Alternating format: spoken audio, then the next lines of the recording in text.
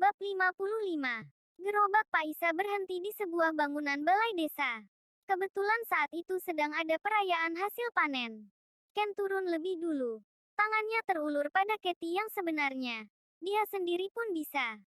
Tapi kesempatan tidak datang dua kali. Katie menyambut tangan Kenan. Lalu melompat turun. Entah sial atau mujur. Kaki Katie menginjak batu kecil dan oleng. Tentu saja jatuhlah dia ke dada Kenan. Ken yang khawatir Katie terjatuh menahan dengan tangannya. Memeluk tubuh istri kecilnya. Sesaat tatapan keduanya bertemu. Jantung Katie berdebar kencang. Nafasnya pun ikut berirama cepat. Katie sedikit terkejut menatap lagi wajah Kenan. Katie juga merasakan jantung Ken yang tak berirama. Mungkin detaknya sama cepat dengan miliknya. Ken tersadar oleh akal sehatnya. Cepat-cepat Ken melepaskan tubuh Katie menjauh darinya. Kau baik-baik saja? Tanyanya canggung. Ah, iya. Ken beralih melihat Pak Isa. Terima kasih Pak Isa. Ya ampun, bukankah itu Kenan? Seru salah satu emak-emak bertubuh tambun melihat pada Kenan. Ken dan Katie menoleh ke arahnya. Wah, benar. Itu memang Kenan anaknya Makyun. Timpal mak-mak yang lain. Beberapa ibu-ibu membuat kerumunan. Melihat pada dua orang yang terlihat asing di desa itu. Namun lebih berpusat pada Kenan. Wah, benarkah? Itu anak Makyun. Cepat, cepat. Panggil Makyun kemari. Seru mak-mak yang lainnya celingukan. Mereka pun mendekat berbondong-bondong. Para mak-mak itu mendekat pada Kenan dan tergeserlah tubuh Katie. Katie terperangah melongo. Suaminya kini dikerubungi mak-mak berbagai ukuran tubuh. Hei, itu suamiku. Yang kalian kerubungi seperti lalat itu suamiku. Geram Katie dalam hati. Berkacak pinggang mencari celah untuk masuk ke kerumunan. Namun depetan mak-mak itu sangat rapat. Wah, kau benar-benar tampan. Seperti yang dikabarkan. Seru salah satu ibu-ibu. Juga tinggi. Aku dengar kau belum menikah. Bagaimana kalau kau menikah dengan anakku saja? Ken hanya tersenyum canggung. Jangan. Menikah dengan anakku saja.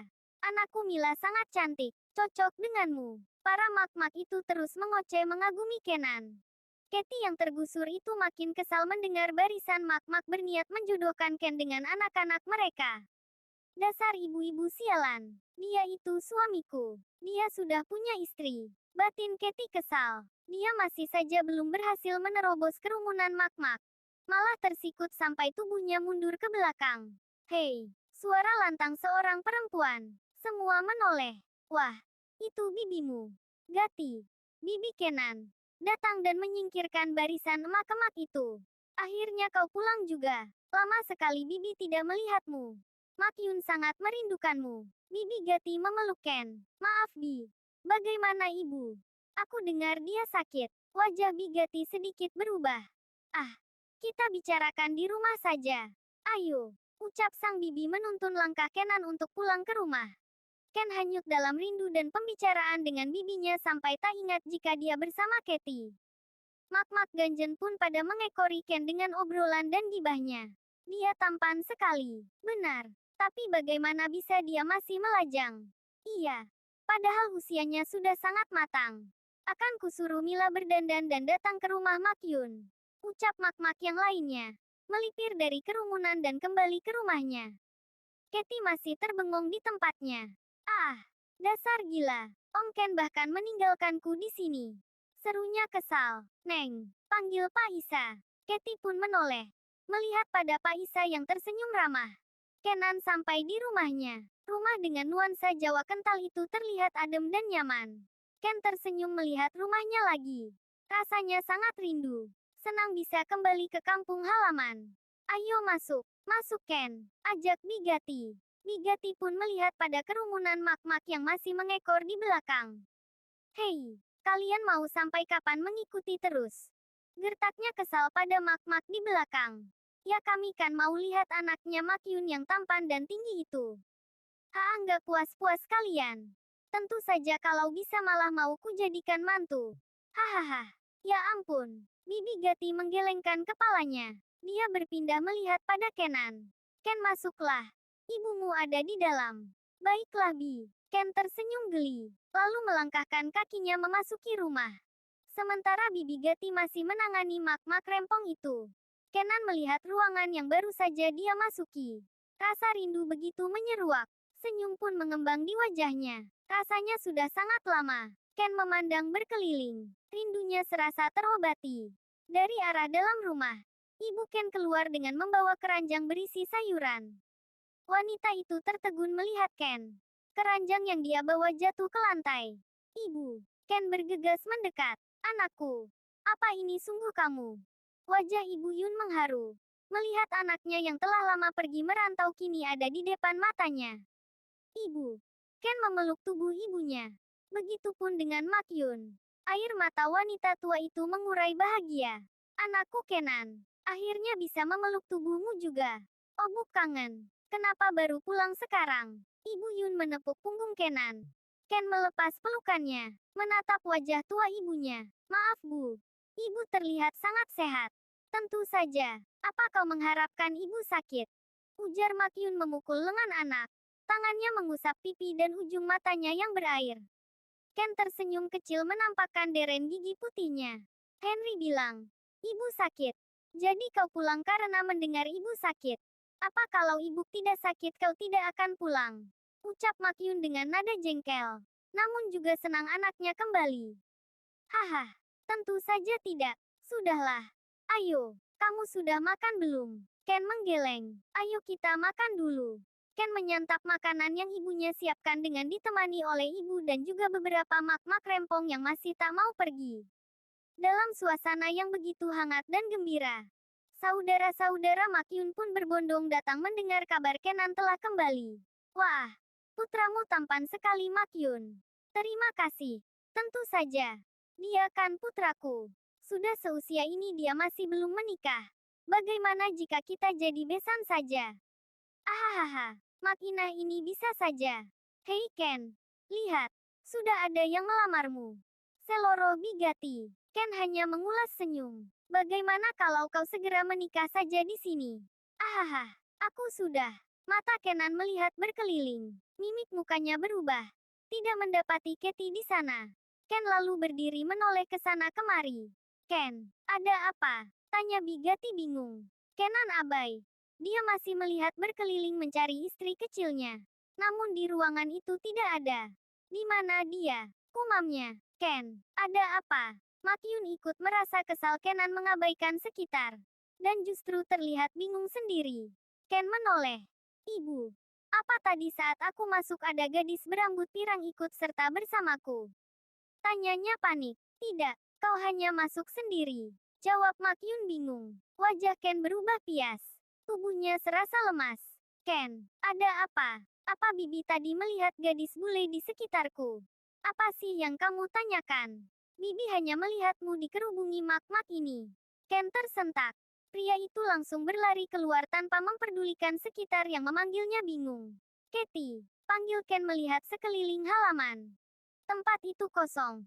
Tak ada siapapun. Hanya beberapa orang yang terlihat berlalu lalang lewat.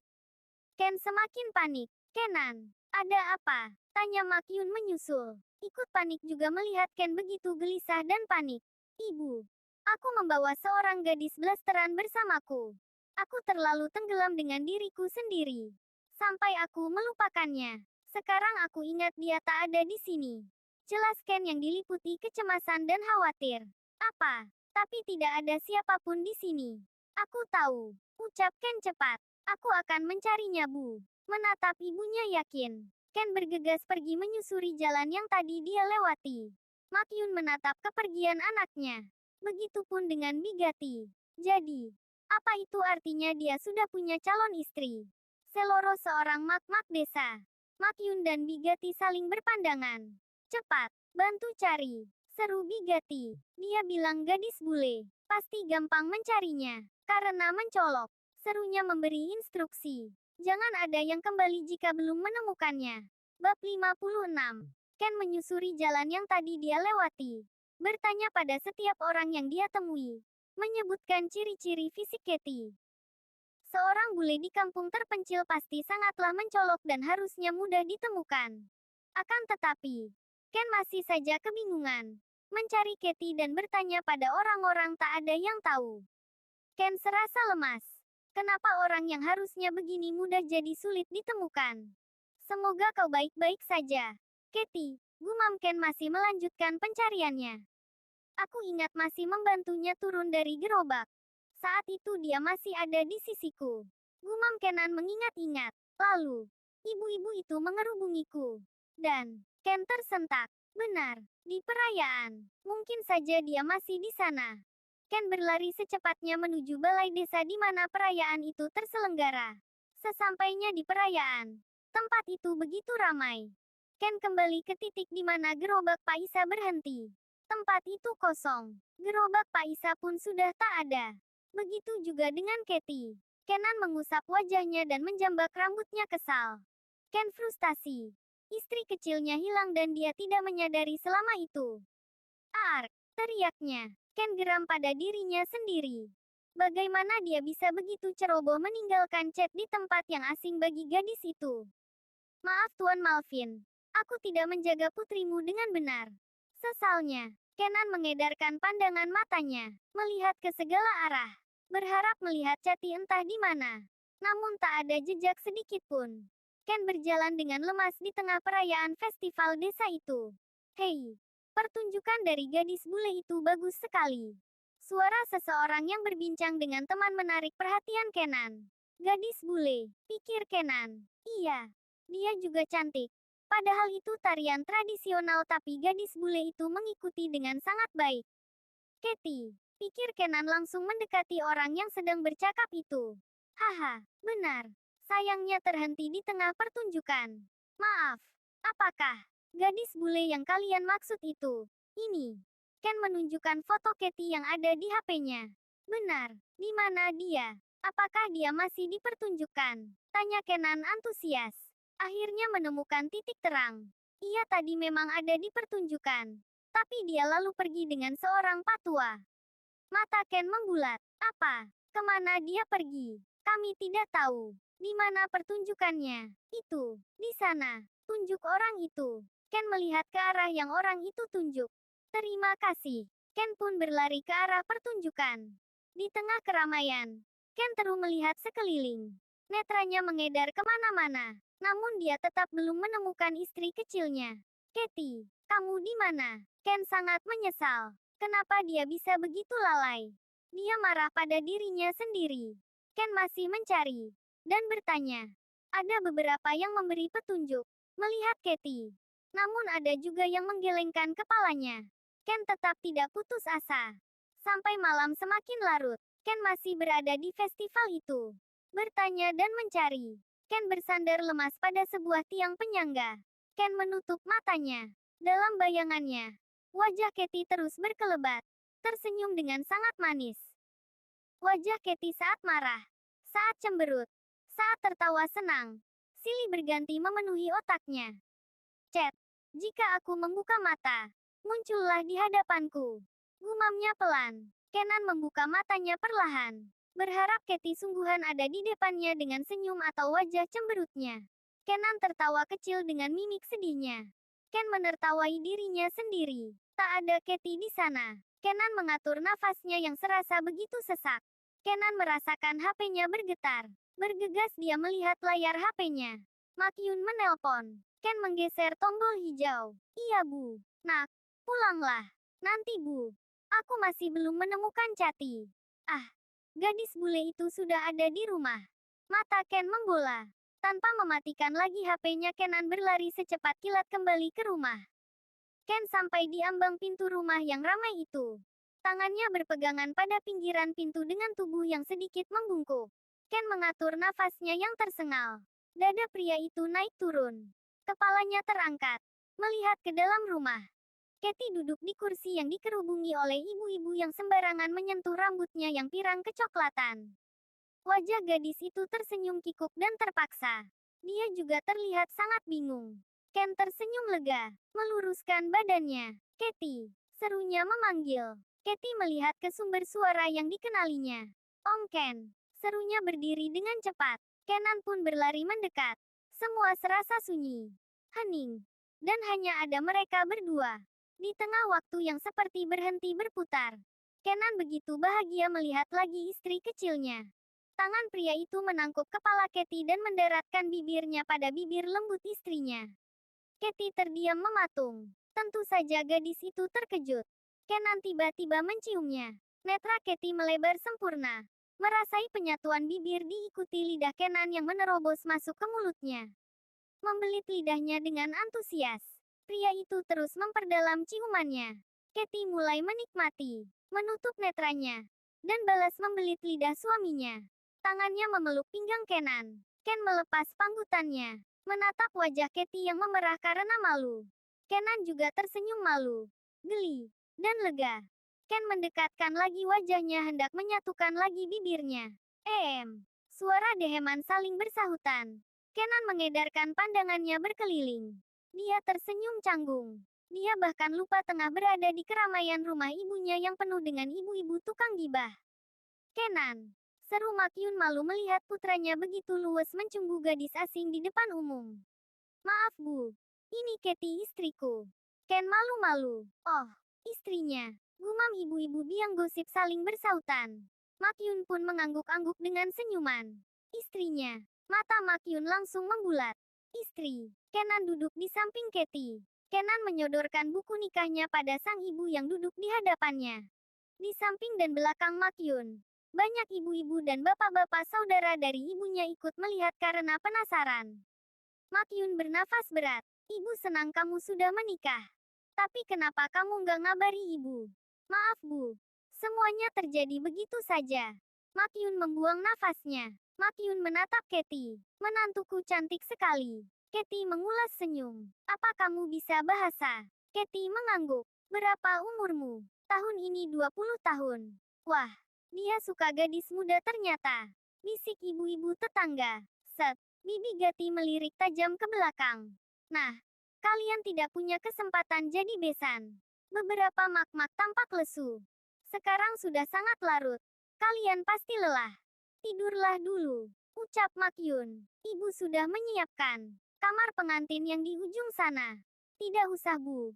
Aku akan tidur di kamarku. Biar Cati saja yang tidur di sana. Tolak Ken cepat. Apa? Makyun tercengang. Kalian itu suami istri bagaimana bisa tidur terpisah?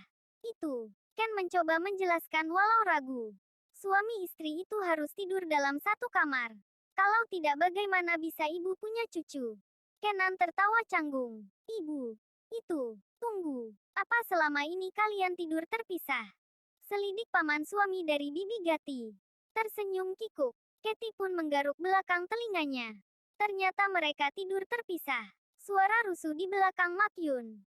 Tentu saja membuat Makyun dan Bibi Gati geram. Hei, kalian, apa tidak bisa pulang? Sentak Bibi Gati kesal mengusir para tetangga menyebalkan itu. Sekarang masuklah ke kamar di ujung sana. Tidak akan ada yang mendengar meski kalian berteriak-teriak dan membuat kegaduhan. Ujar paman pada pasangan di depannya. Tapi itu, sudah masuk saja ke kamar. Makyun dan Bibi Gati menarik lengan Katie agar berdiri juga Kenan. Mereka mendorong pasangan itu masuk ke dalam ruangan yang hanya sepetak dan berada di tengah sawah di samping rumah ibunya itu.